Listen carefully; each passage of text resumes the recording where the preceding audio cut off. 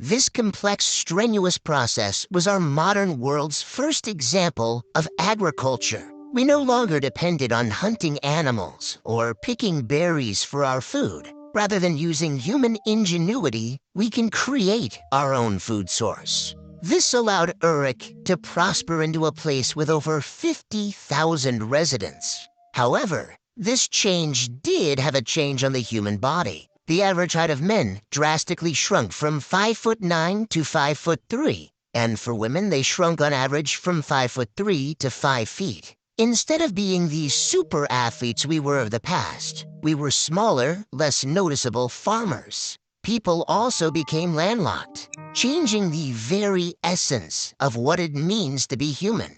In the early 3000 BCE, according to legend, King Gilgamesh began his rule as the Sumerian king of his region. One of the world's earliest poems, the Epic of Gilgamesh, describes the story of Gilgamesh and his quest for immortality. He meets a wise traveler named Utnapishtim, who tells a story of a great flood sent to destroy the world. Towards the poem's end, Gilgamesh says, "Life, which you look for, you will never find. For when gods created man, they let death be his share, and life withheld in their own hands." However, by the end of 3000 BCE, the Akkadians ousted the Sumerians. Sargon the Great took power and conquered all of Sumeria.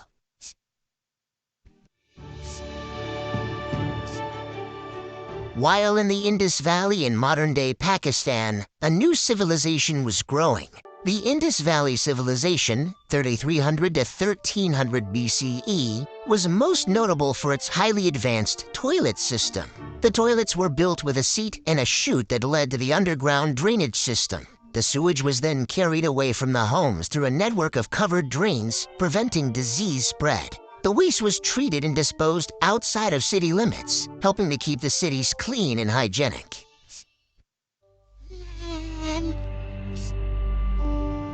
While in Egypt, they were more consumed with building pyramids than basic human plumbing. This was because, in ancient Egyptian religion, it was believed that when a pharaoh was to die in the physical world, his spirit would continue to live on in the afterlife, in which they would continue to rule in perpetuity, and where they would be worshipped by the living.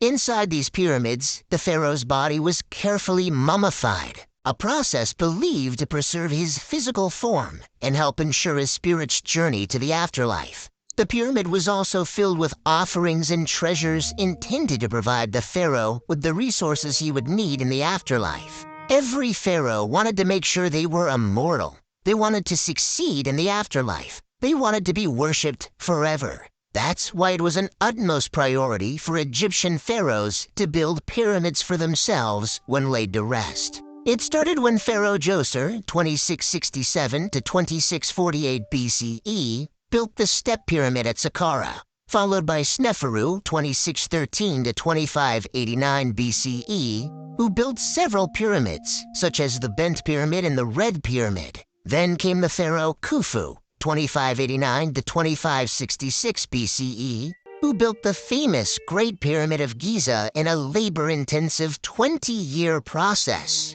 one that the world still marvels at today. Khufu was then followed by pharaohs Khafre and Menkaure, who built the slightly smaller second and third pyramids of Giza, respectively.